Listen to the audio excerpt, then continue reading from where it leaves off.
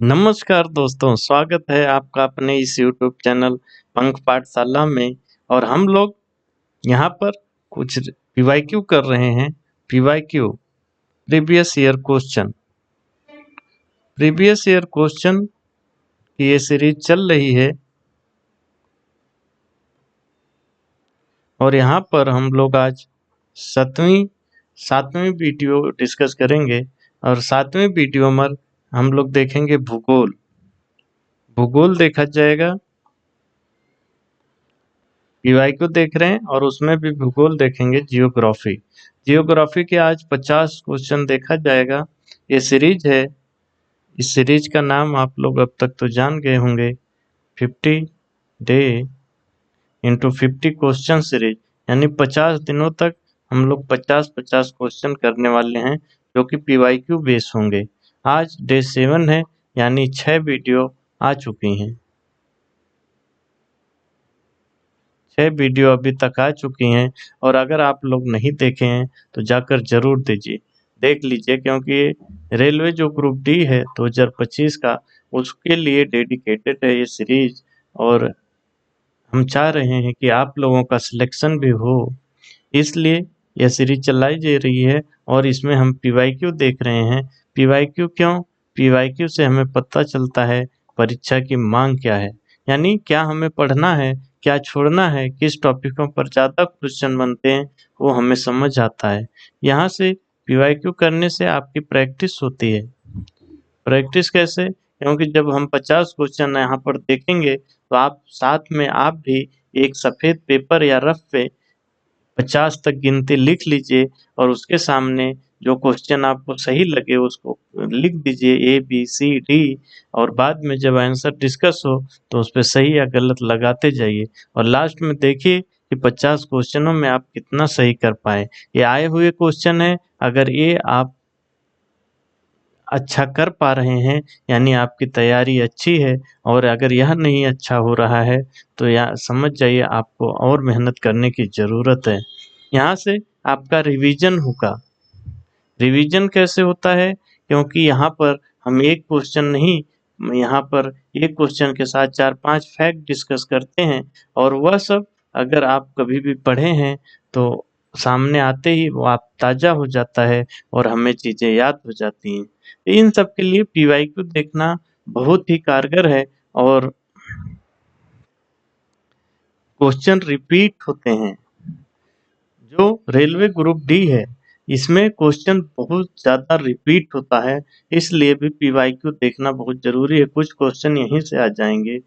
और ये पीवाईक्यू हम लिए हैं 17 अगस्त 2022 से लेकर 11 अक्टूबर 2022 तक, जो 50 शिफ्टों में एग्जाम हुआ था, वहाँ से सारे क्वेश्चन लिए गए हैं।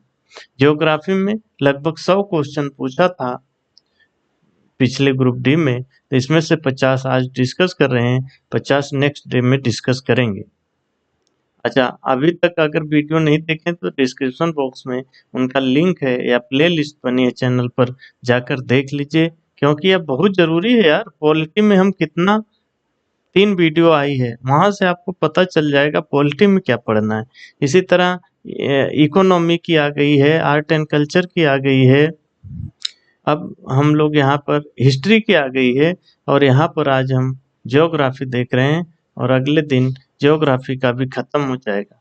यहाँ लास्ट में हम देखेंगे कि देखिए किन किन टॉपिकों से क्वेश्चन बना है और इन टॉपिकों को आपको मजबूत करना होगा, या लास्ट में पता चलेगा। रही बात मेरी, मैं हूँ इंद्रजीत, अभी रेलवे में स्टेशन मास्टर के पद पर कार्यरत हूँ। मैं रेलवे ग्रुप डी का एग्जाम पास किया हूँ, इसलिए सिलेक्टेड हैं, सिलेक्शन दिलाएंगे, ये वादा रहा। बस आप अपना प्यार बनाए रखिए। थोड़ा नया है हमारा चैनल, हम लोग अभी पढ़ाने का अंदाज नया है, तो थोड़ा सा दिक्कत होती होगी, लेकिन समय के साथ सब अच्छा होगा और टेक्नोलॉजी का उपयोग होगा और अच्छी क्लासें आएंगी। हाँ, एक्सपीरियंस जो है मुझे, मैं 10नों एग्ज़ाम पास किया हूँ, तो वह एक्सपीरियंस यहाँ आपको इस चैनल पर मिलेगा। बस आप लोग थोड़ा-सा हौसला बढ़ाते रहिए, वीडियो को लाइक कमेंट करते रहिए, ठीक है? अब आगे हम क्वेश्चन करेंगे और सभी लोग आंसर पहले लिखेंगे और उसके बाद मिलाएँगे कि मेरा सही हुआ, गलत हुआ। पेन यूट्यूब पे कभी भी पढ़िए, कभी बताऊंगा कि तैयारी का क्या चीज़ सही होती है, सही रणनीति क्या होती है, लेकिन आज इतना समझ लीजिए कि यूट्यूब पर जब कभी पढ़िए तो पेन पेपर लेकर ही पढ़िए, नहीं तो केवल टाइम की बर्बादी है। या मैं अपने एक्सपीरियंस से बता रहा हूँ, आपके भले के लिए बता रहा हूँ।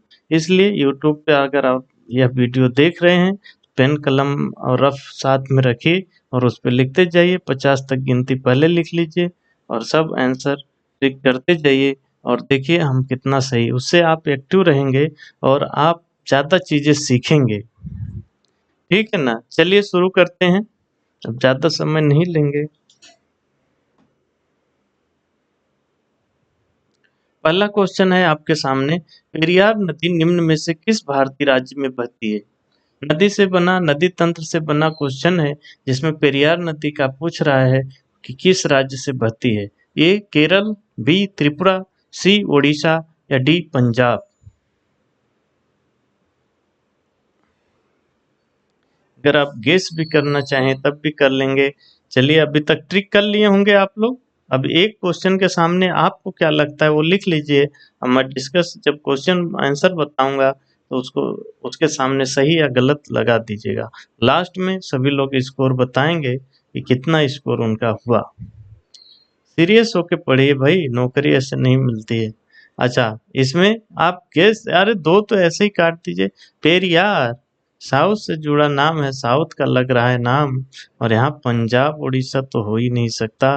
अगर रही बात त्रिपुरा की तो यह पूर्वोत्तर का राज्य है, यह भी नहीं होगा, और यहाँ से हमारा सही हो जाएगा केरल। पेरियार नदी जो है कि केरल से होकर बहती है। यह सबसे लंबी एवं बड़ी नदी है केरल की। केरल की सबसे लंबी और सबसे बड़ी नदी है पेरियार नदी। इसकी कुल लंबाई 244 किलोमीटर है। पेरियार नदी का उद्गम जो है पश्चिम घाट के शिवगिरी हिल्स पे होता है। शिवगिरी जो पहाड़ी है पश्चिम घाट की, वहां से होता है, और इसका मुहाना अरब सागर में है। इसके पहले अरब सागर में पहले गिरने से पहले वेमनाथ झील में ये गिरती है, उसके बाद अरब सागर में गिरती है, और इडुक्की बांध जो है इसी पे बना है, कभी पूछेगा तो यहाँ पे हम लोग डिस्कस कर लिए। अच्छा, नदी से बना है और नदी पर हमारा एक रिकैप वीडियो आएगा। अगर आप लोग या इस वीडियो पर 50 लाइक ला देते हैं तो मैं नदी तंत्र पे एक वीडियो ला दूंगा जो किसी भी एग्जाम के लिए बहुत ही उपयोगी होगा। लेकिन आपको 50 लाइक का टारगेट पूरा करना पड़ेगा। ठीक है, दूसरा क्वेश्चन करिए। दूसरा क्वेश्चन, उष्णकटिबंधीय सदाबहार वन भारत के निम्न में से किस राज्य में पाई जाती है या पाए जाते हैं? उष्णकटिबंधीय सदाबहार वन, ए केरल, बी त्रिपुरा, सी ओडिशा या डी पंजाब। अब तक ट्रिक कर लिए होंगे। अरे भाई देखिए, सदाबहार वन है, यानी वर्ष भर बारिश होती है, बारिश की मात्रा बहुत ज़्यादा होती है, और ये भूमध्य रेखा के आसपास का क्षेत्र होता है। पंजाब कहाँ से होगा? ये तो बहुत ऊपर हो गया। उड़ीसा भी कहाँ से होगा? यह भी नहीं होगा। रह गई केरल और त्रिपुरा, इसमें थोड़ा कन्फ्यूजन आप हो सकते हैं, लेकिन फिर भी 50-50 चांस बनेगा। ठीक, चलिए इसका सही उत्तर है ये केरल। सदाबहार वन जो हैं सदा हरे भरे रहते हैं, जहाँ वर्षा अधिक होती है। अच्छा, यहाँ देखिए, ये जैसे हमारे पृथ्वी यहाँ 0 डिग्री भूमध्य रेखा, इससे 5 डिग्री नॉर्थ और 5 डिग्री साउथ, इन्हीं के बीच में सदाबहार वन पाए जाते हैं। और ये ऐसा चीज हमारे भारत में पश्चिमी घाट पे और अंडमान निकोबार द्वीप समूह और पूर्वोत्तर राज्यों, इन 3 जगहों पर सदाबहार वन पाए जाते हैं। ठीक, अगला क्वेश्चन करेंगे। चौथा, देशांतर और अक्षांश के बारे में इनमें से कौन सा कथन गलत है? गलत कथन बताना है। देशांतर और अक्षांश के बारे में गलत कथन बनाना है, ध्यान रखिएगा। ये है, अक्षांश रेखा एवं एक दूसरे के समानांतर होती हैं। बी है, देशांतर कभी भी एक दूसरे को प्रतिच्छेदित नहीं करती हैं। सी है, अक्षांश रेखा कभी भी एक दूसरे को प्रतिच्छेदित नहीं करती हैं। या डी है 180 ईस्ट और 180 वेस्ट तक ही देशांतर रेखाओं को संदर्भित करते हैं। मस्त क्वेश्चन है, अक्षांश और देशांतर पर बना क्वेश्चन है और सभी लोगों का सही होना चाहिए और इसका सही उत्तर होगा बी। देशांतर कभी भी एक दूसरे को प्रतिच्छेदित नहीं करती हैं। यह बात एकदम गलत है, इसलिए ये हमारा सही उत्तर है, क्योंकि गलत बताना था। तो देशांतर 0 डिग्री नॉर्थ और साउथ में जाकर मिल जाते हैं एक दूसरे को, तो इसलिए इनको ऐसा नहीं कह सकते कि ये प्रतिच्छेदित नहीं करते हैं। अक्षांश और देशांतर रेखाएं ये काल्पनिक रेखाएं हैं जो हमें किसी भी पृथ्वी पर स्थान का एग्जैक्ट लोकेशन जानने में मदद करती हैं। ठीक है, रही बात देशांतर रेखाओं की, तो यह 360 देशांतर रेखाएं होती हैं। बीच में जो 0 डिग्री है वो प्रधान मध्याह्न रेखा है या ग्रीनविच रेखा उसको कहते हैं, जो लंदन से होकर गुजरती है और इसके ईस्ट में 180 और वेस्ट में 180 होती हैं। 0 और 180 दोनों में रिपीट होता है, यानी 0 से 180 और 360 ही होती हैं, याद रखिएगा। ये हो गया हमारा देशांतर वाला। ठीक है, बाकी अक्षांश रेखाएं जो हैं ये पूर्व से पश्चिम चलती हैं और यह भूमध्य रेखा के समानांतर होती हैं। ये भूमध्य रेखा हो गई 0 डिग्री, उसके नॉर्थ में 90 डिग्री और साउथ में 90 डिग्री ऐसी रेखाएं होती हैं। और इनको अगर रेखा पूछे तो एक जो 0 डिग्री हो गया और 90-90 ऊपर नीचे यानी 181 जो है कि अक्षांश रेखाएं होती हैं। दोनों ध्रुवों को निकाल दें तो 179 रेखाएं होती हैं। अगर स्पष्ट तौर से ऐसा पूछे तो 179 बताने का, क्योंकि ध्रुव एक बिंदु है, कोई रेखा नहीं है, इसलिए अगर उनको निकाल दें तो वो 179 रेखा होती है, नहीं तो टोटल 181। ठीक है, अगला क्वेश्चन।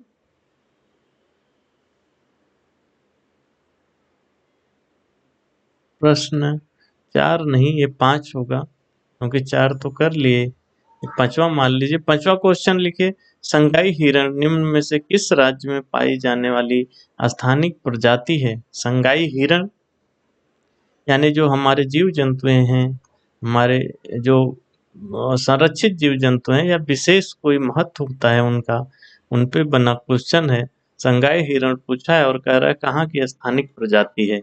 ए केरल, बी त्रिपुरा, सी उड़ीसा, डी मणिपुर। बताएंगे और ये सबको पता होना चाहिए। इसमें होगा डी मणिपुर, और मणिपुर राज्य का यह राज्य पशु भी है संगाई हिरण। यह लोकटक झील जो हमारी है उसमें केइबुल लामजाओ राष्ट्रीय उद्यान है और वहाँ पर यह हिरण पाया जाता है। केइबुल लामजाओ राष्ट्रीय उद्यान, ये नाम याद रखिएगा और लोकटक झील का भी नाम याद रखिएगा। यहाँ से बहुत क्वेश्चन बनते हैं, इनको डांसिंग डियर भी कहा जाता है। मणिपुर 5वां ही डाला है, चलिए आप लोग उस हिसाब से करेक्ट कर लीजिएगा। से ये 6वां होगा, लेकिन 5वां ही है। ठीक है, कोई बात नहीं। मानिसराम पृथ्वी पर स्थित सर्वाधिक आर्द्र स्थान है और यह स्थित कहाँ पर स्थित है? यहाँ खाली स्थान है, यहाँ बताना है हमें स्थित है। मानिसराम पृथ्वी पर स्थित सर्वाधिक आर्द्र स्थान है।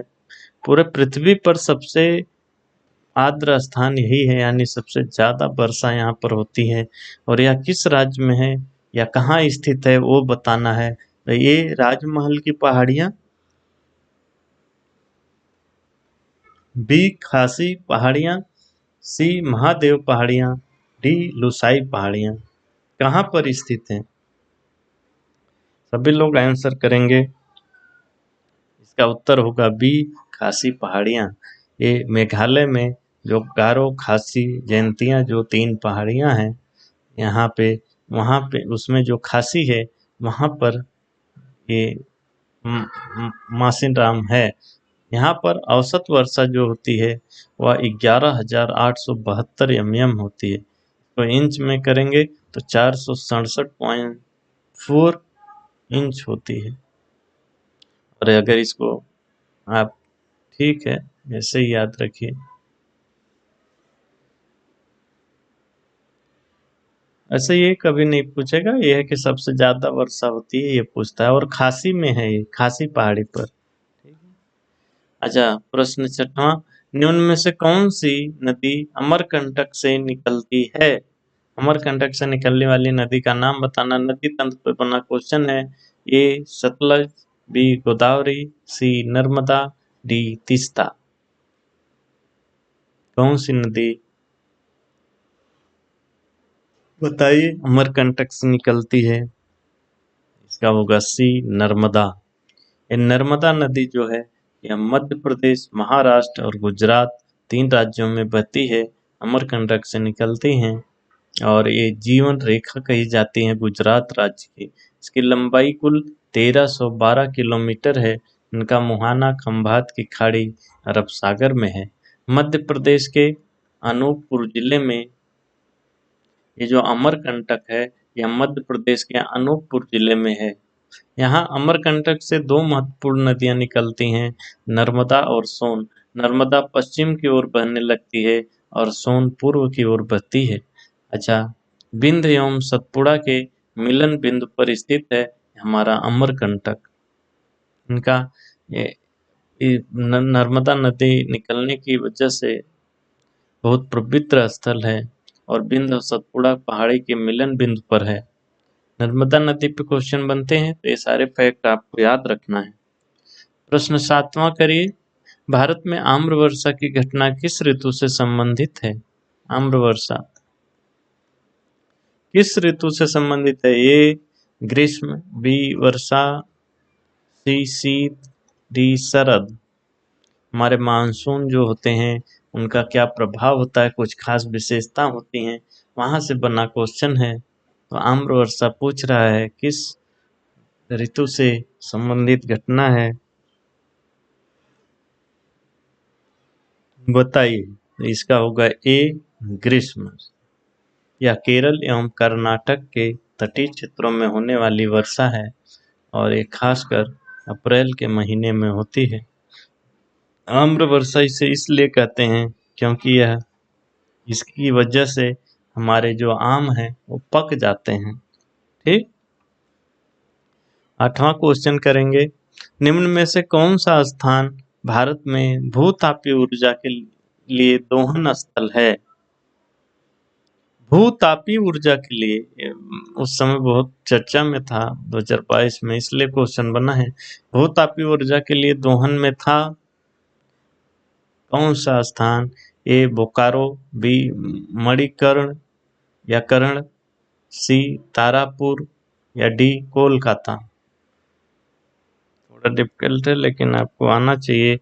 जो भूतापीय ऊर्जा वो इसमें बहुत महत्वपूर्ण है, इसको कहते हैं। इसका सही उत्तर होगा बी मणिकर्ण या मणिकर्ण, ऐसा कह सकते हैं। यह हिमाचल प्रदेश में पार्वती घाटी में स्थित स्थल है।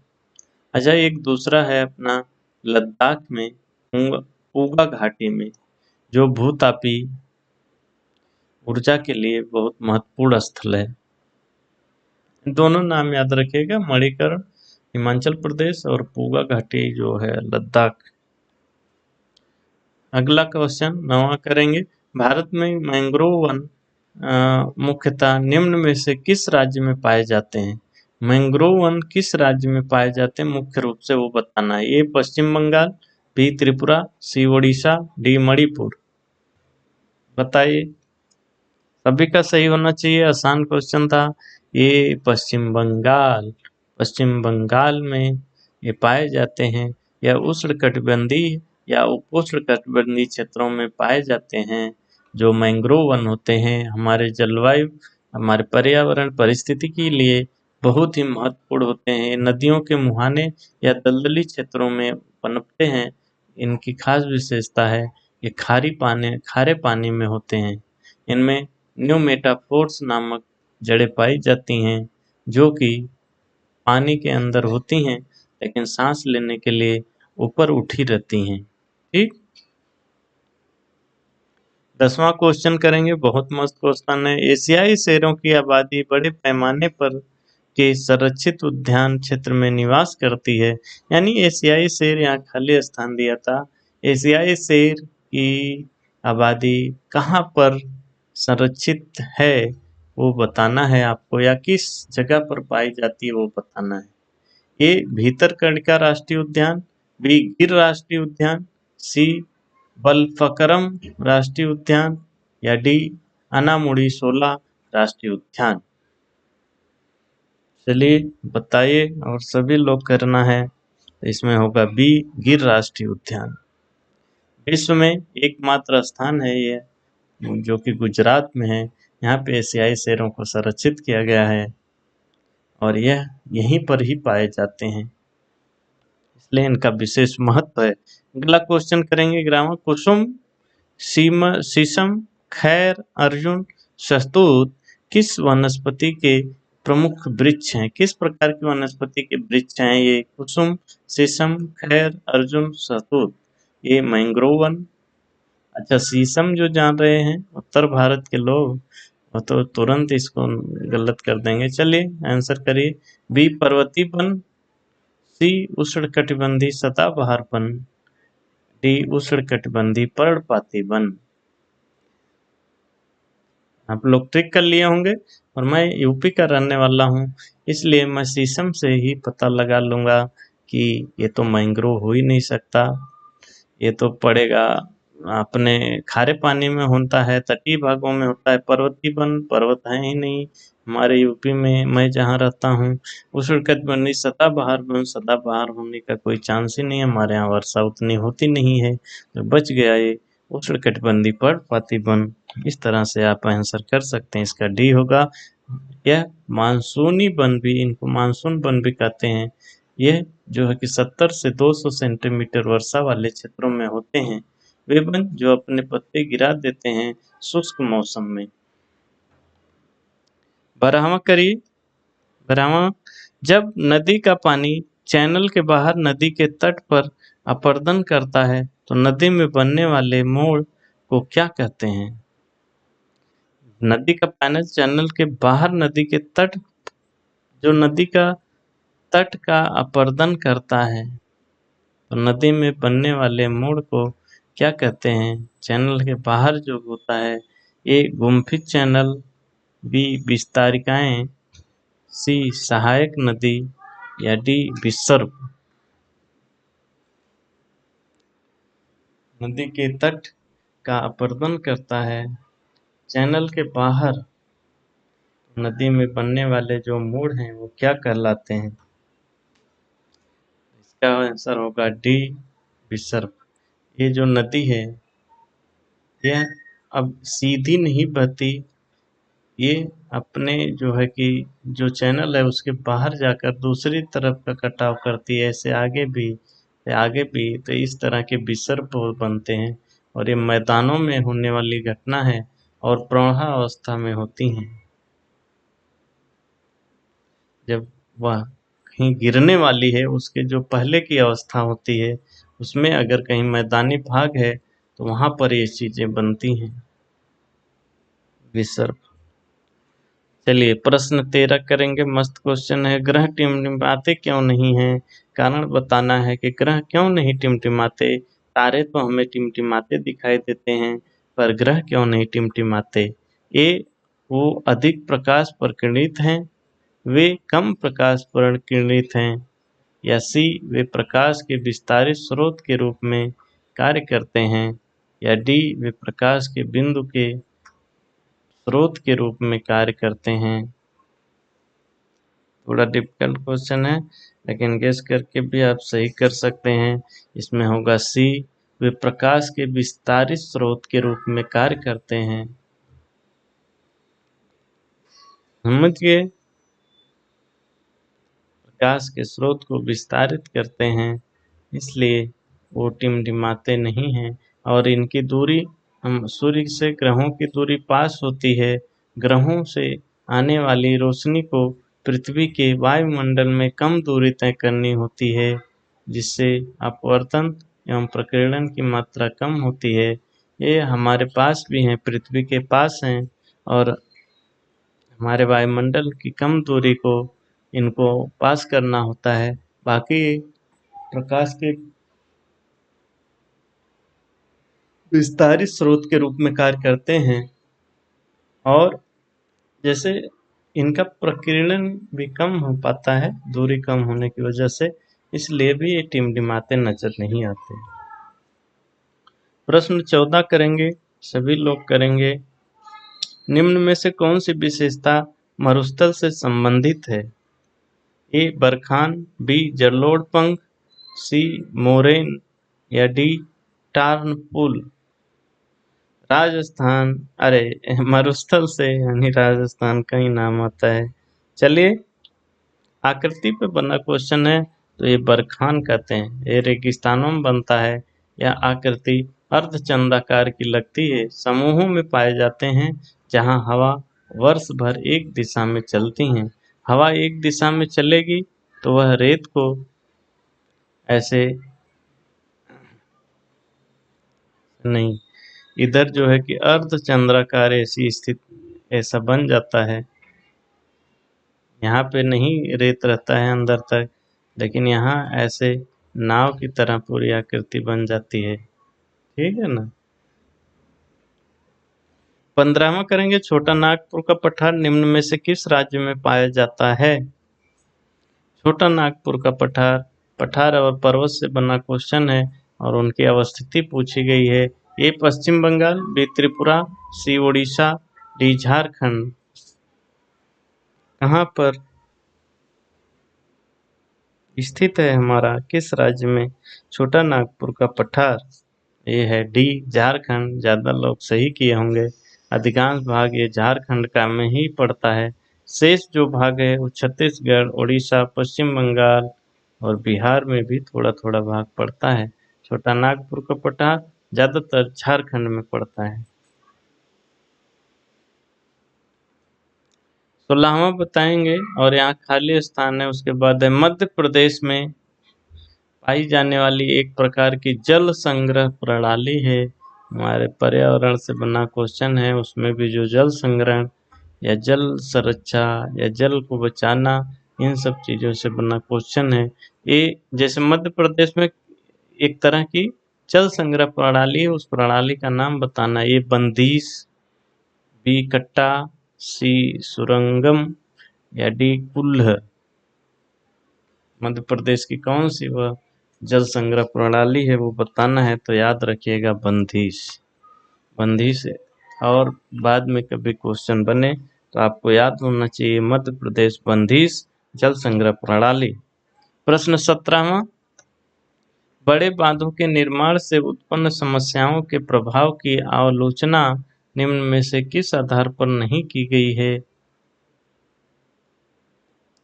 यानी कई सारे आधार पर आलोचना की जाती है।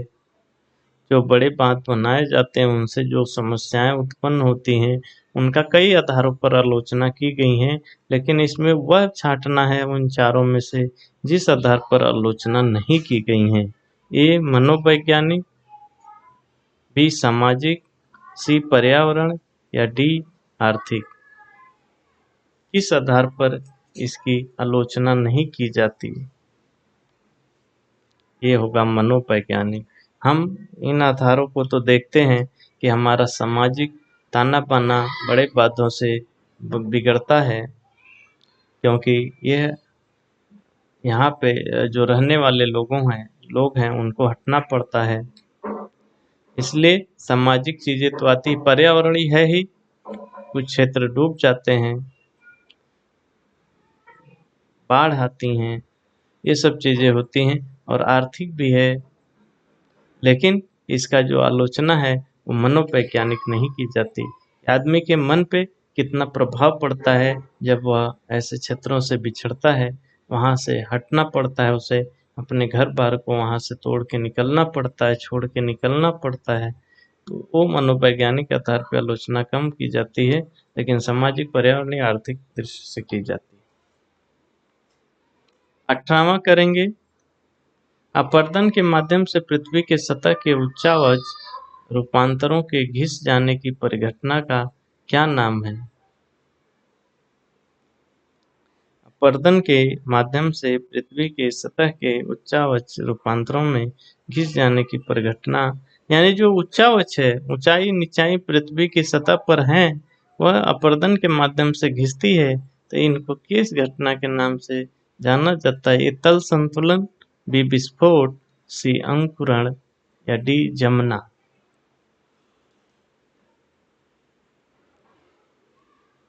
अरे भाई, ऊंच नीच को अपरदन के माध्यम से हटा दिया जा रहा है तो उसको कहेंगे तल संतुलन ही ना। यहाँ तल संतुलन सही उत्तर होगा। प्रश्न 19 करेंगे। खाली स्थान के बाद है के उपयोग से पर्यावरण के अनुकूल कैरी बैग तैयार किया जा सकता है। बड़ा आसान क्वेश्चन पूछा था भैया। ये कांच किस चीज का उपयोग करके पर्यावरण के अनुकूल बैग बनाया जा सकता है, वो बताना है। ये 5, अरे ए में है कांच, और बी में है प्लास्टिक, सी रबर या डी कागज। यहाँ कागज ये जो बायोडिग्रेडेबल है, इसमें रबर प्लास्टिक कांच इनका सही उपयोग नहीं माना जाएगा जो पर्यावरण के अनुकूल हो, इसलिए इसका उत्तर होगा डी कागज। 20वां बताएंगे सभी लोग। मोनाजाइट निम्न में से किस राज्य की रेत में पाया जाता है? बहुत मस्त क्वेश्चन बनते हैं इस पे और बहुत ऊंचे ऊंचे एग्जाम। मोनाजाइट आज याद रखिएगा किस राज्य की रेत में पाया जाता है, यानी तटीय राज्य कोई होगा। ए केरल, बी त्रिपुरा, सी उड़ीसा, डी पंजाब। अच्छा, ये क्वेश्चन आप ट्रिक कर लीजिए, फिर मैं बता रहा हूँ कि इसमें देखिए गेस करिए भाई। ग्रुप डी है। अगर आप थोड़ा भी जो एग्जाम में जो रणनीतियाँ होती हैं उसको फॉलो किया जाता है, एलिमिनेशन जिसमें एक पद्धति आती है, वहाँ देखिए आप तटीय रेत, रेत माना उस राज्य की रेत, यानी तटीय राज्य होगा ना भाई। तो केरल तो हो सकता, त्रिपुरा होगा, कभी नहीं होगा, तटीय नहीं है। और पंजाब जो है यह भी तटीय नहीं होगा। तो इसमें उड़ीसा और केरल में ही झगड़ा हो गया, 50-50 चांस में आ गए, फिर कहते हैं हमारा सिलेक्शन नहीं होता। यहाँ पे यही सब सीखने मिलेगा। मैं पूरी रणनीति डिस्कस करूंगा, लेकिन आपको इस चैनल को आगे बढ़ाना होगा। ये केरल होगा। अगला प्रश्न 21वां। झारखंड की गुआ खदानें निम्न में से किस खनिज से जुड़ी हुई हैं? यह हमारे खनिज पे बना क्वेश्चन है। झारखंड में जो गुआ खदानें हैं वह किस खनिज से जुड़ी हैं? ए बॉक्साइट, बी लौह अयस्क, सी जस्ता या डी कोयला। चलिए, तो इसका होगा बी लौह अयस्क। तो आज से याद रखिएगा, जो झारखंड की गोवा खदानें हैं वो लौह अयस्क के लिए प्रसिद्ध हैं। 22वां। निम्न में से कौन सी ओजोन परत के क्षरण का परिणाम नहीं है? ओजोन परत का जो क्षरण होता है उसका परिणाम नहीं है, वो बताना है। ए सुनामी, बी परिरक्षा तंत्र का कमजोर होना, सी त्वचा कैंसर या डी सूर्य की पृथ्वी पर अधिक पराबैंगनी किरणों का आना। कौन सा ओजोन परत के क्षरण का परिणाम नहीं है, वो बताना है। इसमें होगा ये सुनामी, क्योंकि सुनामी तो समुद्र में भूकंप से आती है और इसका ओजोन परत के क्षरण में कोई ज़्यादा बड़ा योगदान नहीं होता। ओजोन परत समताप मंडल में 15 से 35 किलोमीटर की ऊंचाई पर मिलती है और इसमें जो परिरक्षा तंत्र, ओजोन परत का जब क्षरण होता है तो जो कवच बना है, हम पराबैंगनी किरणों को रोकने का एक परिरक्षा तंत्र है, एक तरह से वो हमारा डैमेज हो जाता है, कमजोर हो जाता है। जो त्वचा कैंसर होता है, सीधी रेखा जब आ जाएगी हमारे ऊपर और पराबैंगनी किरणों का आना भी पृथ्वी पर आसान हो जाता है। प्रश्न 23 करेंगे। निम्न में से कौन सी यमुना नदी प्रणाली की सहायक नदी नहीं है? नदी तंत्र से बना क्वेश्चन है और यमुना की सहायक नदी नहीं है, वह बताना है। ये हिंडन, बी चंबल, सी सिंध, डी चिनाब। कौन सी यमुना नदी की सहायक नदी है वो बताना है, होगा डी चिनाब। चिनाब तो भैया सिंधु की नदी तंत्र का हिस्सा है। यमुना की जो सहायक नदियां हैं उसमें देखिए चंबल, बेतवा, केन, सिंध ये सब आती हैं। 24वां करेंगे, भारत के सबसे बड़ी खारे पानी की झील किस राज्य में मौजूद है। बहुत एग्जाम में बनने वाला क्वेश्चन है, किसी का गलत नहीं होगा। सबसे बड़ी खारे पानी की झील किस राज्य में है। ए असम, बी उड़ीसा, सी गुजरात, डी महाराष्ट्र। किसी का गलत नहीं होना चाहिए, ये होगा बी उड़ीसा, जिसको चिल्का लेक कहते हैं। 25वां, निम्न में से कौन सी नदी हिमालय की सबसे पूर्वी सीमा को चिन्हित करती है। हिमालय की जो पूर्वी सीमा है उसको बनाती है। ए ब्रह्मपुत्र, बी गंगा, सी गोदावरी, डी चंबल। गेस करेंगे भी, तब भी सबसे पूर्वी सीमा गंगा कहाँ बनाएगी, गोदावरी कहाँ बनाएगी, चंबल कहाँ बनाएगी। यह एकमात्र नदी जो बना सकती है हमारी, वह है ब्रह्मपुत्र। ब्रह्मपुत्र कुल लंबाई 2900 किलोमीटर है। तिब्बत में इसको सांगपो कहते हैं, अरुणाचल प्रदेश में दिहांग कहते हैं और असम में इसको ब्रह्मपुत्र कहते हैं।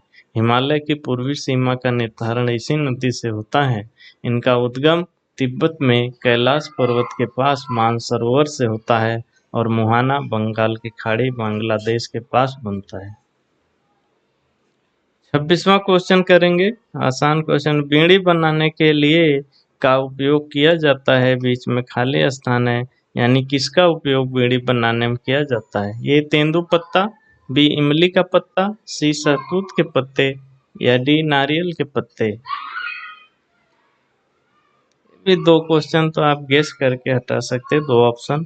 तो इसमें बहुत मशहूर है और बहुत एग्जाम में पूछा गया हुआ क्वेश्चन है, तो इसमें होगा ए तेंदू का पत्ता। अच्छा 27वां करिए, निम्न में से कौन सा वायु प्रदूषण का एक प्राकृतिक स्रोत है। प्रदूषण पे बना क्वेश्चन है। वायु प्रदूषण का प्राकृतिक स्रोत है, यहाँ ट्विस्ट है। ए ज्वालामुखी का विस्फोट, बी वाहनों से निकलने वाला धुआं, सी ऊर्जा संयंत्र या डी लकड़ी का जलना। कौन सा प्राकृतिक स्रोत है। स्रोत तो सभी हैं, उसमें से प्राकृतिक स्रोत बताना है। तो ये एक ही है, ज्वालामुखी का विस्फोट, क्योंकि यह कोई आदमी के द्वारा की गई घटना नहीं है, ये प्राकृतिक घटना है। 28वां, भारत में कितने भौतिक क्षेत्र हैं। यह भी बहुत इम्पोर्टेंट है, बहुत बेसिक चीज़ है। जब हम भूगोल शुरू करते हैं तो पहला चैप्टर इसी के बारे में होता है। भारत में कितने भौगोलिक क्षेत्र हैं। ए 6, बी 8, सी 3 या डी 5। सही उत्तर होगा ए 6, और वो 6 हैं। एक तो उत्तरी पर्वतीय भाग, दूसरा उत्तरी मैदान, तीसरा प्रायद्वीपीय पठार, चौथा भारतीय राज्य रेगिस्तान, पांचवा तटीय मैदान और छठवां द्वीप। ये 6 भागों में भारत को डिवाइड किया गया, भौतिक भागों में।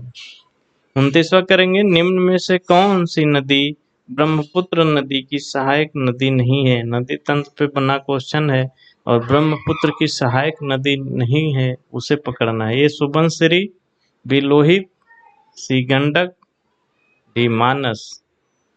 अगर आप गंगा तंत्र भी जानते हैं तो आप आसानी से कर देंगे। गंडक तो गंगा नदी की सहायक नदी है, ये उधर कहाँ पहुंच गई। इधर ब्रह्मपुत्र की सहायक नदी हम देखिए सुबनसिरी, कामेंग, मानस, लोहित, धनसिरी, दिबांग, तीस्ता, संकोश, ये सब नदियां ब्रह्मपुत्र की सहायक नदी हैं।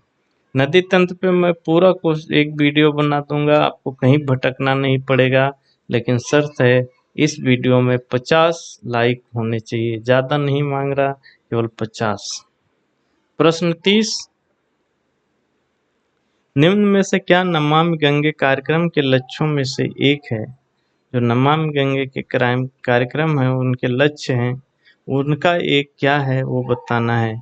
ये पानी की परियोजना के लिए गंगा नदी की जल की आपूर्ति में वृद्धि करना, गंगा नदी को पुनर्जीवित करना, सी पर्यटन को बढ़ावा देने के लिए गंगा नए में नदी में क्रूज यातायात शुरू करना, या डी गंगा नदी के जल में धार्मिक अनुष्ठान करना।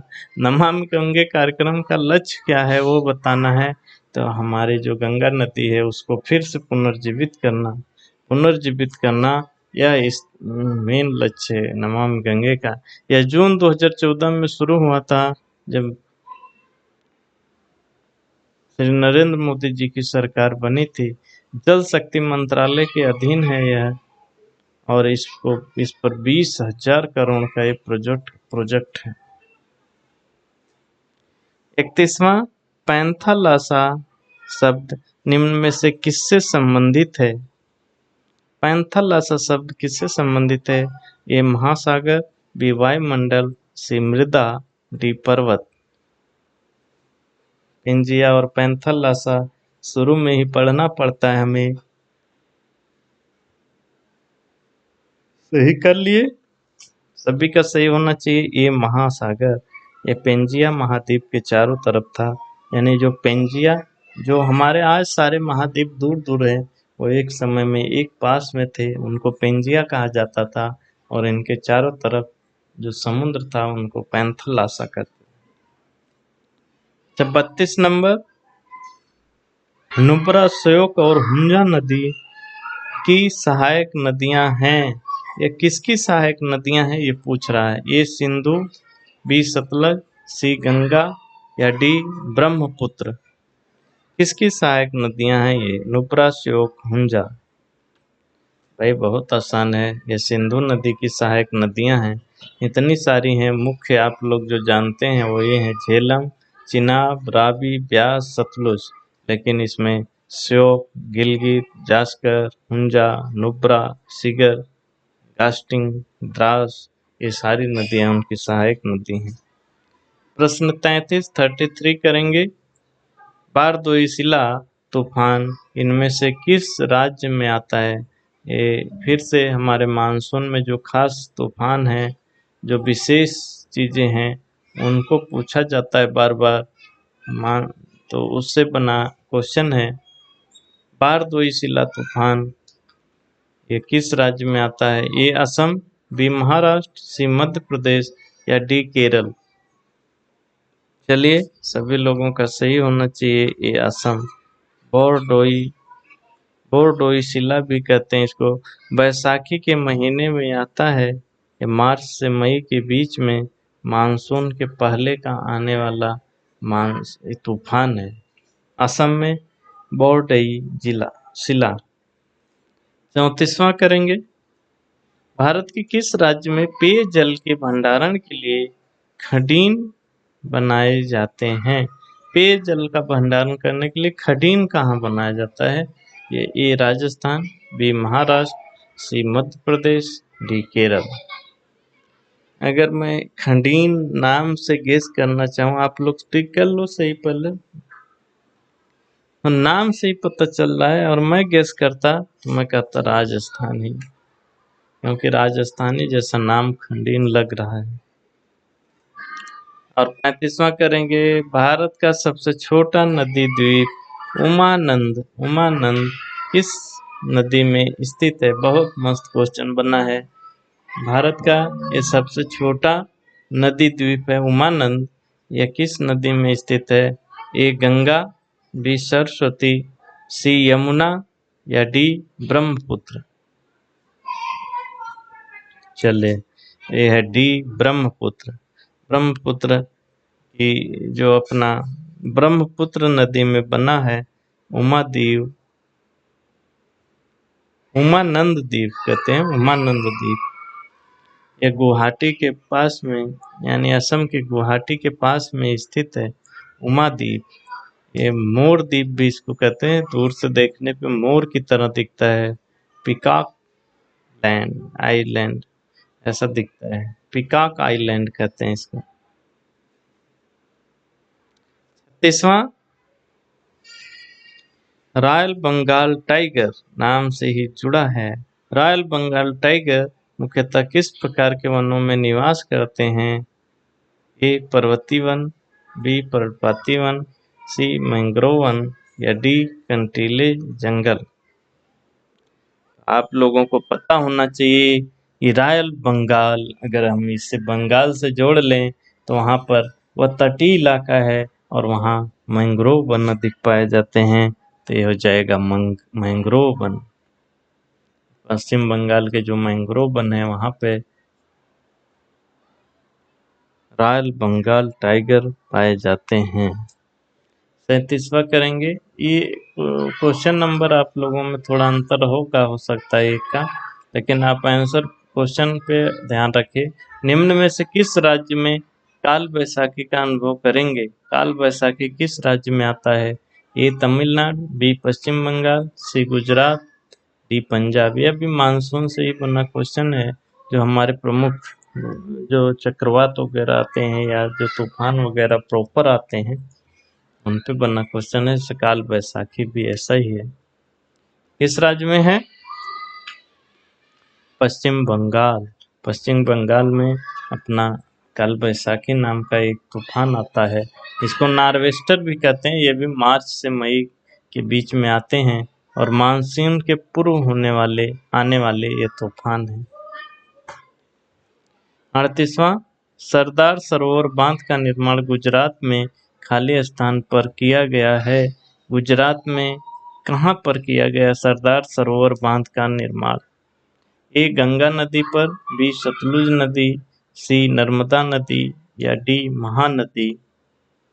इसमें एक ही नदी है जो गुजरात की प्राण रेखा है, वह है नर्मदा नदी, और यहीं पर यह बांध भी बना हुआ है। गुजरात की मुख्य नदी है, इसको गुजरात की जीवन रेखा भी कहा जाता है। 39वां, विश्व जल दिवस खाली स्थान है को मनाया जाता है। विश्व जल दिवस कब मनाया जाता है वो बताना है। ए 26 अगस्त, बी 15 अगस्त, सी 8 मार्च या डी 22 मार्च।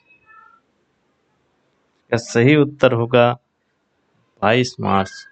समझ गया ना? विश्व जल दिवस की बात हो रही है और यह 22 मार्च को मनाया जाता है। या अच्छा, जो 26 अगस्त था इस दिन राष्ट्रीय महिला समानता दिवस मनाया जाता है। राष्ट्रीय महिला समानता दिवस। 15 अगस्त को हमें पता ही है स्वतंत्रता दिवस मनाते हैं और 8 मार्च को अंतर्राष्ट्रीय महिला दिवस मनाया जाता है। 40वां, गारो खासी जयंतिया पहाड़ियाँ भारत के किस भौतिक विभाजन का हिस्सा हैं? जो भारत के 6 भौतिक विभाजन में बांटा गया है, यानी विभाजन किया गया है 6 भागों में, 6 भौतिक भागों में, उसमें आपको गारो खासी जयंतिया बताना है ये किस भौतिक विभाजन का भाग है। ये हिमालयी पर्वतमाला, बी प्रायद्वीपीय पठार, सी उत्तरी मैदान, डी तटीय मैदान। बहुत लोग सोचेंगे ये मेघालय की चीज पहाड़ियाँ हैं, ये हिमालय का हिस्सा होंगी, लेकिन ऐसा नहीं है। यह प्रायद्वीपीय पठार के भाग हैं। हमारा जो प्रायद्वीपीय पठार है वो पूर्वोत्तर में भी फैला हुआ है। ये जो हमारा प्रायद्वीपीय पठार है यह उत्तर पश्चिम में अगर बात करेंगे तो अरावली पर्वत और दिल्ली तक फैला हुआ है।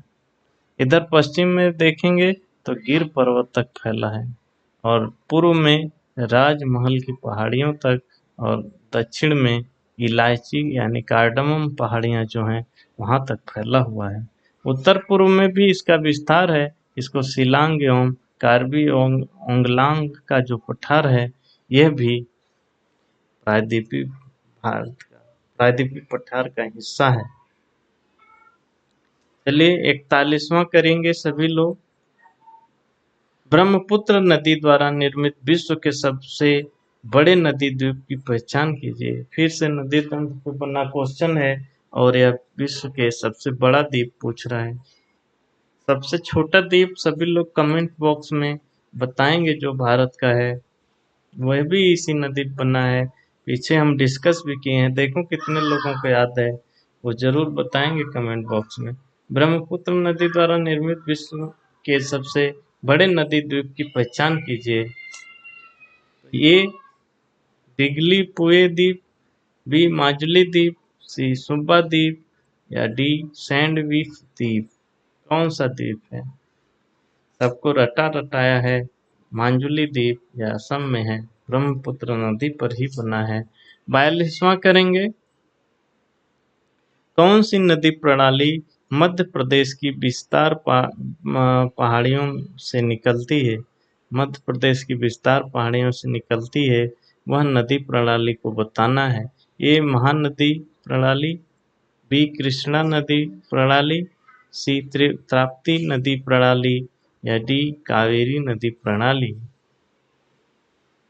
मध्य प्रदेश के नाम से ये नाम बखूबी जुड़ता है, ताप्ती नदी प्रणाली, इसलिए हमारा सी सही होगा। अगला 43 करेंगे, 43वां, वनों के संरक्षण में हितधारक बहुत महत्वपूर्ण भूमिका निभाते हैं। निम्न में से कौन वनों के हितधारक नहीं है? नहीं है ये बताना, वनों के हितधारक नहीं है। ए वन्य जीव एवं प्रकृति प्रेमी, ये तो चलिए करिए। बी सरकार का वन विभाग, सी शहरी क्षेत्र में निवास करने वाले लोग या डी वनों में और उनके आसपास निवास करने वाले वन उपज पर निर्भर लोग। कौन से हितधारक नहीं है वो बताना है। तो बहुत कॉमन क्वेश्चन था, जो सी है, शहरी क्षेत्र में निवास करने वाले लोग, ये उसके लिए हितधारक नहीं है। इनको बस वनों से कोई लेना देना नहीं होता है। 44वां है, मध्य भारत के उस नदी का नाम बताइए जिसकी कुल लंबाई लगभग 724 किलोमीटर है, जो बैतूल मध्य प्रदेश से निकलती है और अरब सागर में गिरती है। सारा इन्फॉर्मेशन दे दिया है, बस उसका नाम बताना है। कहाँ से? मध्य प्रदेश से। बैतूल मध्य प्रदेश से निकलती है, अरब सागर में गिरती है, 724 किलोमीटर लंबी है, मध्य भारत की नदी है। चलिए, ए ताप्ती, बी गोदावरी, सी कृष्णा या डी कावेरी। सही उत्तर होगा ये ताप्ती। ताप्ती नदी जो है कि यहाँ से अपना बैतूल से निकलती है मध्य प्रदेश से, और अरब सागर में गिरती है, 724 किलोमीटर लंबी है। ठीक। 45वां,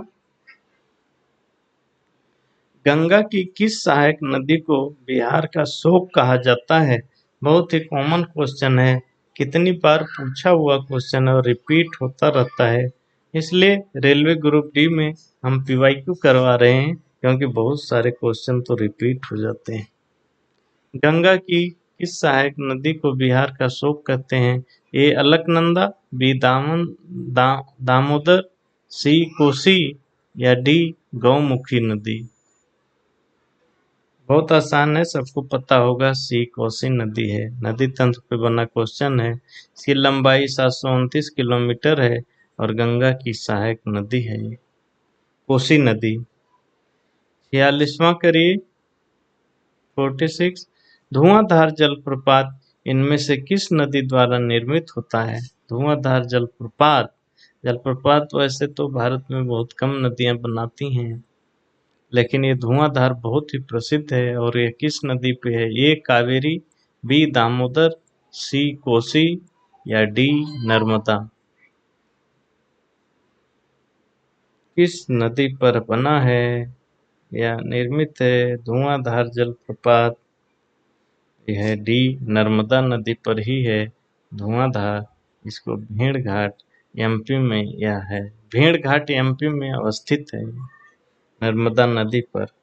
47वां, पोवामुक्का फिर खाली स्थान है, राज्य में गरुड़ांचल पहाड़ी की चोटी पर स्थित है, यानी पोवामुक्का किस राज्य में गरुड़ांचल पहाड़ी की चोटी पर स्थित है ये बताना है। ए गुजरात, बी असम, सी हिमाचल प्रदेश या डी केरल। चलिए, इसमें होगा बी असम। समझ गया ना? असम में, असम राज्य में जो गरुड़ांचल पहाड़ी की चोटी पर पोवामुक्का मौजूद है। अच्छा, 48वां करेंगे, भौतिक भूगोल की किस शाखा के तहत पृथ्वी के रूप में और संरचना का अध्ययन किया जाता है? पृथ्वी की रूप और संरचना का अध्ययन भौतिक भूगोल की किस शाखा में किया जाता है, वो बताना है। ए जैव भूगोल, बी जलवायु विज्ञान, सी जल विज्ञान या डी भू आकृति विज्ञान। बहुत आसान क्वेश्चन है और आप लोग आंसर दे भी दिए होंगे। इस भू आकृति विज्ञान कहते हैं, जियोमॉर्फोलॉजी इंग्लिश में कहा जाता है। 49वां क्वेश्चन, वायुमंडल की अनुपस्थिति में आकाश का रंग कैसा होगा? बहुत कॉमन क्वेश्चन है और बहुत एग्जामों में पूछा जाता है। वायुमंडल की अनुपस्थिति में आकाश का रंग कैसा होगा? अरे मेरे भैया नीला होगा, बी सफेद होगा, सी काला होगा या डी लाल होगा। कैसा होगा वायुमंडल की अनुपस्थिति में? साहब ये काला होता है, काला दिखेगा क्योंकि सूर्य का प्रकाश फैलता नहीं है। जब वायुमंडल नहीं होगा तो सूर्य का प्रकाश फैलेगा नहीं और प्रकीर्णन भी नहीं होगा। इसलिए हमें जो प्रकाश के जो रंग हैं, सातों रंग, उससे जो चीज़ें प्रवाहित होकर हमें नीला दिखता है वो चीज़ें नहीं होंगी और हमें वह आसमान पूरी तरह से काला दिखने लगेगा। 50वां क्वेश्चन करिए। तड़ोबा राष्ट्रीय उद्यान भारत के किस राज्य में अवस्थित है?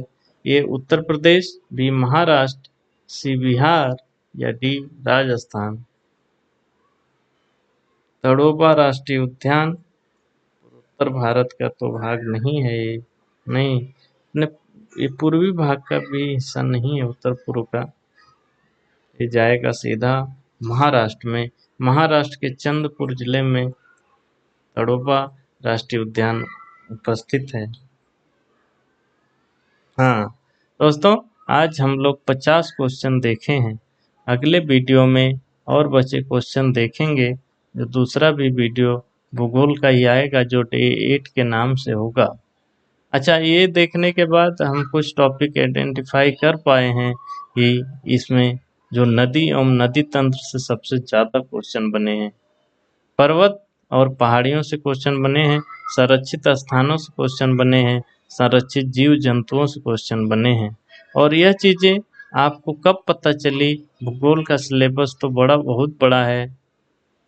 Sorry, PYQ previous year question देखने के बाद ही ये चीज़ें पता चली हैं। इसलिए PYQ बहुत इम्पोर्टेंट हो जाता है और आप लोगों को ये सारा सीरीज जो चल रहा है 50 डे वाली इंटू 50 क्वेश्चन सीरीज, इसको पूरा करना है क्योंकि PYQ से आपको बहुत सारा फायदा होता है। रही बात PDF की, जो PDF है हमारे टेलीग्राम चैनल पंख पाठशाला पे डाल दी जाती है। तो अगर आप अभी तक आप लोग इससे नहीं जुड़े हैं तो जाकर जुड़ जाइए, क्योंकि PDF को एग्जाम के समय में जब 2-3 दिन एग्जाम बचेगा तब आप इतनी बड़ी बड़ी वीडियो नहीं देख सकते। आप PDF खोलेंगे और 5 मिनट में सारा फैक्ट रिवाइज कर लेंगे, सब चीज़ ताज़ा हो जाएगी। इसलिए PDF को संभाल के रखना है और जाके चैनल से ले लीजिए करिए। वहाँ कोई पैसा नहीं लगता, PDF मिलेगी और उसको संभाल के रखिए। कोई भी वीडियो मिस नहीं होनी चाहिए। जो 50 डे इंटू 50 क्वेश्चन सीरीज है, इसमें हम टॉपिक वाइज कर रहे हैं, यानी सबसे पहले पॉलिटी किए, फिर हिस्ट्री किए, फिर कला एवं संस्कृति किए, इकोनॉमी हो गई है और अब ये भूगोल चल रहा है। तो इस तरह हम विषय वाइज कर ले रहे हैं, तो हमें ये पता चल जा रहा है कि इस विषय में इन टॉपिकों को ज़्यादा फोकस करना है। तो इस सीरीज की कोई भी वीडियो मिस करना अपने पैर में कुल्हाड़ी मारने जैसा होगा। इसलिए कोई भी वीडियो मिस ना हो, इसके लिए चैनल को सब्सक्राइब करके बेल आइकन दबा दीजिए, ताकि जब भी वीडियो डले आप में नोटिफिकेशन पहुंच जाए और आप वीडियो देख लें। आपको हम नए हैं दोस्तों और हमारा प्रयास नया है, इसलिए अपना सुझाव अवश्य दें। हम आपके सुझाव के अनुसार आगे बढ़ेंगे। दोस्तों, हमारा हौसला बढ़ाइए, क्योंकि जब आप लाइक करते हैं, कमेंट करते हैं, शेयर करते हैं तो हमारा हौसला बढ़ता है। हमें लगता है लोग हमें देख रहे हैं हमें और अच्छा काम करना होगा और अच्छा मटेरियल देना होगा और ज़्यादा प्रयास करना होगा ताकि उनका सिलेक्शन हो जाए। जो लोग हमारे साथ खड़े हैं, वीडियो को देख रहे हैं, उस पे अपना रिएक्शन दे रहे हैं, वो उनके साथ हम भी खड़े हैं। आपको जो भी मदद चाहिए होगी वो हम पूरा प्रयास करेंगे कि आपका सिलेक्शन हो जाए। ये सीरीज और रिकैप की जो रेलवे ग्रुप डी रिकैप के नाम से जो सीरीज चल रही है, दोनों के वीडियो समय निकाल कर जरूर देखना है, कुछ भी मिस नहीं होना चाहिए। ये दोनों बहुत इम्पोर्टेंट है और मैं सिलेक्टेड हूँ तो मैं जानता हूँ कि कहाँ से क्या चीज़ें इम्पोर्टेंट होती हैं और वो चीज़ें आपको मिलेंगी। दोस्तों, आप लोगों ने इस वीडियो को देखा, उसको लाइक किया, कमेंट किया, इसके लिए धन्यवाद दोस्तों, और तहे दिल से धन्यवाद।